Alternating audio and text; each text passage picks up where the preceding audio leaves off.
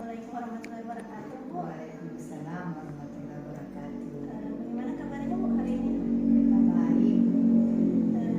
Maaf, Bu, kalau mengganggu waktu Ibu yang seharusnya mungkin waktu istirahat, tetapi harus saya ganggu waktu istirahatnya, Bu. Aku selalu ada, waktu selalu ada, insya Allah. Bu, jadi kami mahasiswa PPG kategori 1 dalam jabatan tahun 2022. Itu untuk pemenuhan tugas LK12, yaitu tentang eksplorasi penyebab masalah terkait dengan pengintegrasian ICT dalam proses pembelajaran. Jadi dikaitkan dengan gurunya, Bu, dan dikaitkan juga dengan sarana dan prasarana yang ada di sekolah.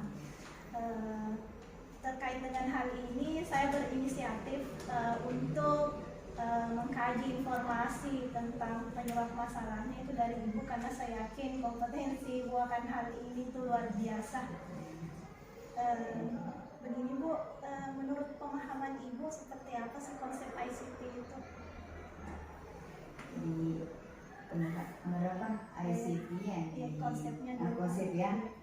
Jadi konsep ICT itu adalah bagaimana diharapkan untuk semua warga sekolah memahami tentang penerapan implementasi tentang ICT seperti itu.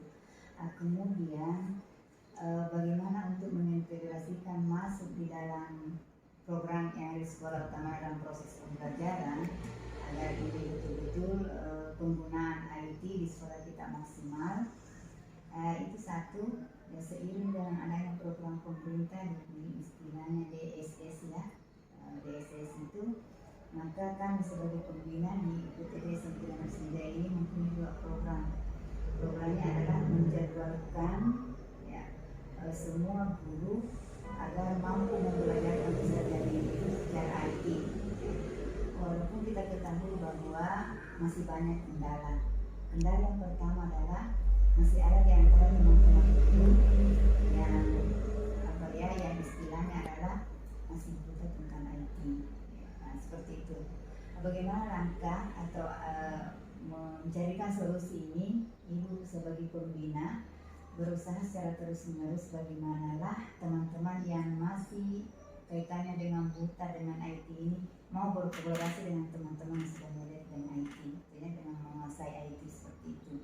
Kami memotivasi terus. Kemudian kendala yang kedua adalah masih terbatasnya fasilitas utamanya laptop yang ada di sekolah kita. Ya, di sekolah kita ini kita sudah mendapatkan bantuan laptop dari pemerintah, tapi itu masih terbatas jumlahnya. Jumlahnya masih berkisar 22 laptop yang ada itu sekarang semua standby di laboratorium komputer. Itu siap untuk digunakan oleh teman-teman nanti yang akan membelajarkan peserta didik secara IT. Sekarang bagaimana supaya peserta didik kita ini semua mampu, artinya bisa menerima semua pembelajaran secara IT, kita harus jadwalkan ya, seperti itu. Jadi kami sudah membuat jadwal bekerjasama dengan ada tim pengelola IT di sini yang disebut sekarang tim DSS, penyelenggara DSS itu akan membuatkan jadwal teman-teman. Jadi teman-teman semua sebelum memasuki misalnya ruangan di mana kita akan membelajarkan yang sekarang kita kenal dengan kelas IT, kelas digital, kita tempatkan sementara laboratorium komputer. Ya. Situ kita atur. Jadi ada jadwalnya, jadi semua jadwal kita bagikan kepada teman-teman, artinya akan dia persiapkan dirinya untuk masuk di situ, karena harapannya adalah nanti outputnya itu anak kita tidak ada lagi yang buta dengan IT, semua mampu untuk menggunakan IT itu. Sekarang karena masih terbatas jumlahnya, kami selalu berusaha misalnya bagaimana yang menyampaikan ke pihak yang terkait bagaimana supaya kita bisa dilirik untuk diberikan misalnya bantuan. Jadi saya akan mencoba dengan masukkan misalnya berapa jumlah peserta didik, kemudian laptop atau sarana di bidang IT yang tersedia, kemudian misalnya berapa yang kita butuhkan supaya ini betul-betul penerapan IT di sekolah kita bisa dilaksanakan dengan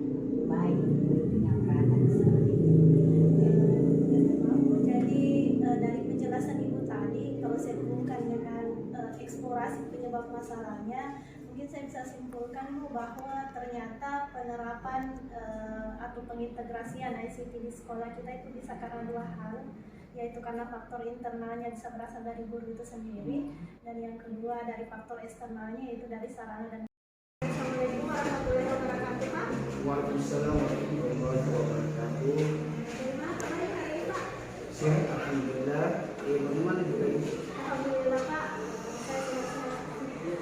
Begini Pak, untuk memenuhi tugas LK 1 kami, jadi kami ini adalah mahasiswa PPG dan Kegiatan kategori pertama tahun 2022. Jadi kami diberikan tugas jadi untuk memenuhi tugas LK 1 kami, yaitu tentang mengeksplorasi penyebab masalah yang terkait dengan pengintegrasian ICT dalam proses pembelajaran, khususnya bagaimana guru di sekolah dalam pengintegrasian ICT dalam proses pembelajarannya.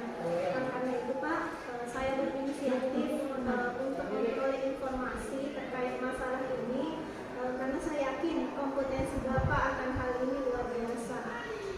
Jadi Pak, seperti yang kita ketahui bahwa salah satu keterampilan guru abad 21 yaitu dia harus memiliki keterampilan untuk penguasaan ICT, dan nanti ICT ini insya Allah nanti yang akan diterapkan dalam proses pembelajaran, sehingga proses pembelajaran kita nanti tidak bersifat monoton. Menurut pemahaman Bapak, seperti apa sih konsep ICT itu? Kalau menurut pendapat Bapak pribadi bahwa ICT adalah menggunakan berbagai macam teknologi dalam proses pembelajaran di sekolah, baik guru-guru yang sudah lama, sudah senior maupun guru-guru yang baru terangkat. Artinya dalam setiap proses pembelajaran dituntut diharapkan kepada semua guru bagaimana menggunakan berbagai macam teknologi atau informasi dan teknologi yang ada di sekolah masing-masing. Itu mungkin pemahaman di awal dari Bapak. Pak, lalu penerapan ICT di sekolah ini khususnya gurunya, apakah dia sudah benar-benar memaksimalkan penerapan ICT di sekolah ini Pak? Kalau pendapat dari saya, pendapat pribadi dari saya yang saya amati selama ini di sekolah saya, bahwa belum maksimal dalam baik Bapak Ibu guru dalam menggunakan ICT dalam proses belajar mengajar. Artinya belum maksimal dalam prosesnya. Oke. Mungkin bisa diberikan contohnya Pak, seperti apa ketidakmaksimalan dalam proses penerapan ICT tersebut? Artinya yang melatar belakangi sehingga biasa kadang tidak bersama. Yang pertama kan memang gurunya ada sebagian guru yang memang belum mampu, memang artinya tidak tahu apa itu ICT, apa itu menggunakan teknologi. Apalagi sekarang kita tadi Ibu menceritakan bagaimana kita pada zaman ini adalah era digital atau revolusi industri. Memang harus tuntut semua guru harus memang membelajarkan anak-anak dengan menggunakan itu. Artinya bahwa masih ada sebagian guru memang tidak tahu. Itu yang pertama, memang sumber daya gurunya memang yang tidak mampu, memang tidak tahu bagaimana menggunakan itu. Karena memang dari dulu artinya memang tidak mau belajar kan. Kalau pendapat saya tidak mau belajar. Ada sebagian begitu, tapi ada juga sebagian yang ada itu guru memang yang memang sudah mengikuti perkembangan zaman. Istilahnya memang otak kita selalu memang terupdate.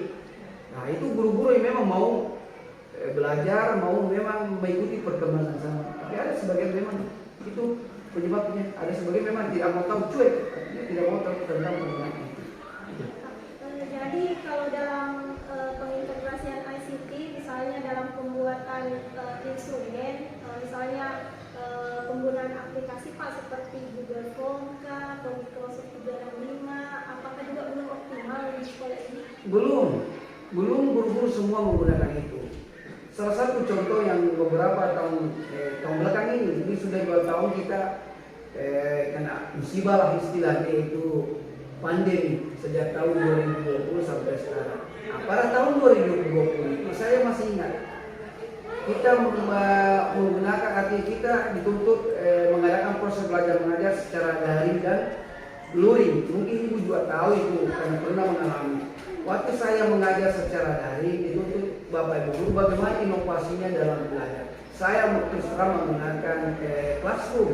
Itu salah satu menggunakan teknologi. Saya juga pernah menggunakan Google Drive mengirim berbagai macam materi. Saya juga pernah menggunakan Zoom. Saya juga pernah menggunakan Microsoft Office 365 yang memang di Kabupaten Senjai itu adalah branding kita, yaitu Microsoft Office 365. Itu pesan dari kepala dinas kami bahwa itu memang diharapkan Bapak Ibu guru ya menggunakan IT, apalagi kan dari waktu itu sampai sekarang masih dituntut, tidak ada, artinya hilang ingatan kita bahwa IT itu akan hilang setelah misalnya mudah-mudahan selesai pandemi. Tidak, IT itu akan digunakan terus menerus dalam proses pelajaran yang butuh perkembangan. Jadi dari penjelasan Bapak tadi yang berperan dalam pengintegrasian ICT itu tidak optimal, itu karena pulang kepada gurunya sendiri. Ya. Yang ingin saya tanyakan Pak, apakah ada faktor penyebab yang lain? Oke, ada juga faktor penyebab lain, misalnya adalah pengadaan memang di sekolah kami pengadaan LCD mungkin yang artinya baru berapa buah, kemudian juga jaringan internet ketika Bapak Ibu guru menggunakan WiFi dalam proses belajar mengajar secara daring, mengirim materi melalui handphonenya, melalui HP-nya masing-masing, itu belum maksimal karena jaringan kadang terganggu. Tetapi pada saat kita berada di lab komputer yang merupakan server, WiFi-nya di situ pusatnya, alhamdulillah ya agak bagus. Tapi ketika misalnya kita belajar di kelas yang jauh dari pusat internet itu agak ya terganggu. Artinya dalam istilah umumnya adalah secara umumnya belum terlalu maksimal lah kita menggunakan pengadaan berbagai macam teknologi misalnya internet dan seterusnya. Pak, dari penjelasan Bapak tadi mungkin saya bisa simpulkan bahwa ternyata kurang optimalnya pengintegrasian ICT itu dalam proses pembelajaran itu karena bisa diakibatkan oleh faktor internal, itu karena dari gurunya sendiri dan juga dari faktor eksternal yaitu berupa sarana dan prasarana. Gitu ya Pak? Iya, ya, betul. Itu yang tepat itu. Kita benar. Terima kasih Pak atas penjelasannya. Semoga ini bisa jadi tambahan literatur bagi kami untuk lebih mengeksplor lagi penyebab masalah yang ada di sekolah, terutama dalam hal pengintegrasian ICT. Sama-sama berbagi. Iya. Ya. Maaf Ibu, mengganggu waktunya sebentar. Menurut Ibu bagaimana motivasi belajar peserta didik ini? Pengalaman saya motivasi belajar sebenarnya Sangat keren juga penyebabnya apa ya Bu? kalau saya amati mungkin dari yang pertama adalah kemampuan literasi mereka, kemudian kemampuan guru mensimulasi peserta didik sehingga tertarik. Jadi dalam hal ini kemampuan literasi mungkin dari relasi peserta didik juga kurang ya Bu. Kalau dari segi numerasi, literasi kan otomatis peserta didik mungkin karena dia kurang pemahamannya dalam mengkaji informasi melalui buku. Tapi kalau dari segi numerasi kira-kira penyebabnya apa? Ya biasanya mereka terkenal memang di materi-materi yang dibutuhkan kemampuan matematis. Mungkin kemampuan dasarnya kurang dilatih di Otomatis kalau begitu berarti mau tidak mau anak-anak pasti mengalami kesulitan juga dalam proses belajar. Kira-kira kesulitan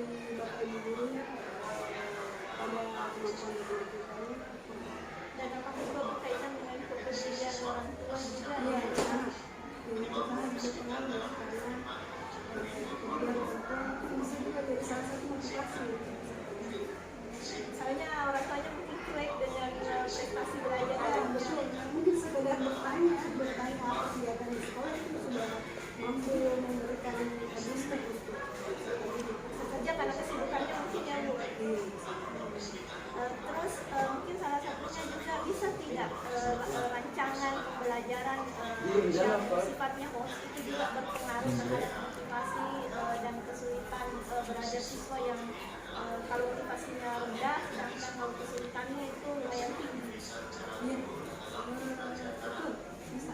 Bisa kira-kira penyebabnya sehingga guru di situ masih kurang menerapkan rancangan pembelajaran bersifat sama. Mungkin saya sama.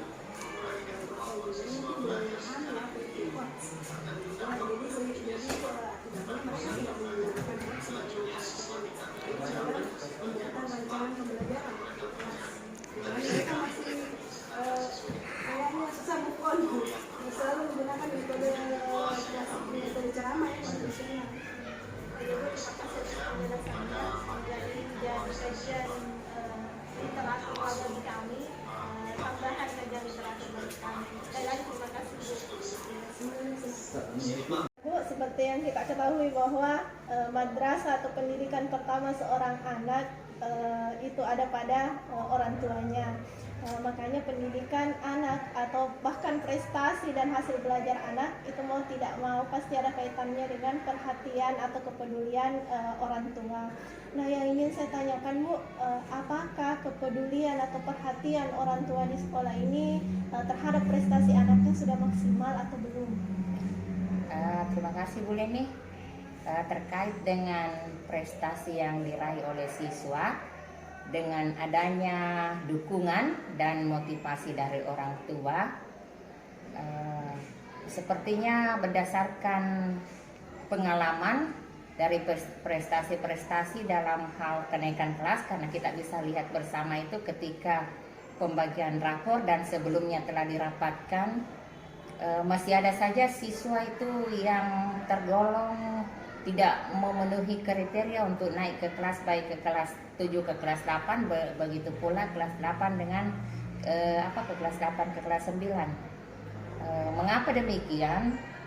Hal ini adalah orang tua yang masih ada yang kepedulian terhadap anaknya masih kurang, karena buktinya tadi masih ada yang tidak naik kelas.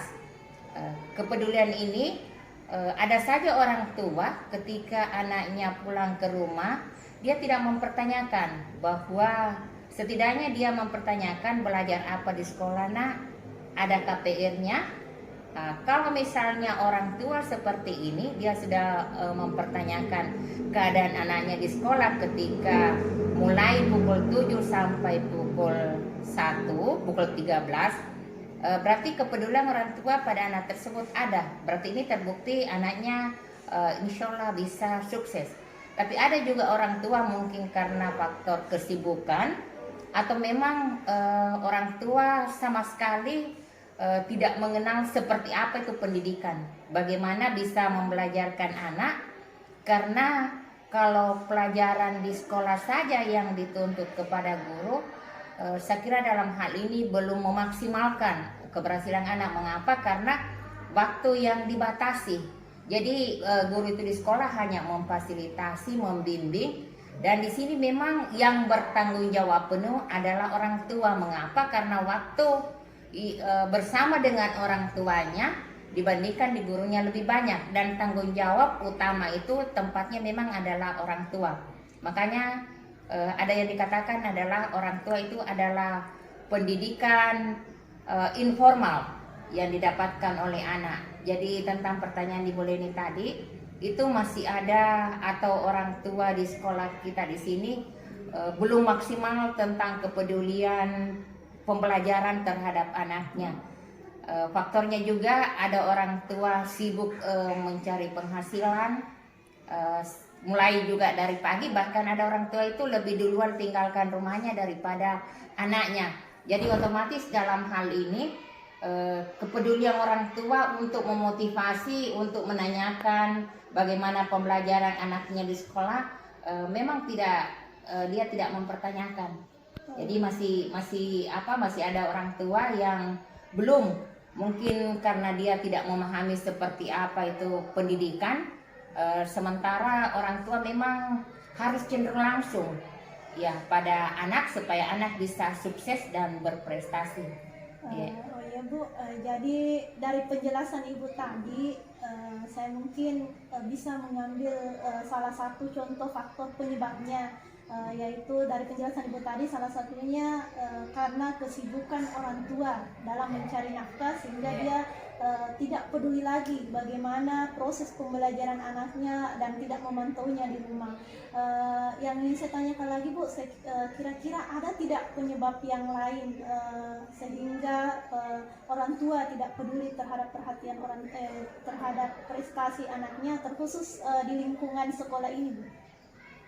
Misalnya ada kedua orang tuanya sudah meninggal dan anak yang sekarang yang memelihara anak tersebut adalah neneknya, otomatis itu peran orang tua sudah tidak ada. Saya kira beda itu kalau nenek, apalagi nenek yang sudah lanjut usia bersama dengan siswa tersebut, jadi peran orang tuanya sumbernya seperti ini.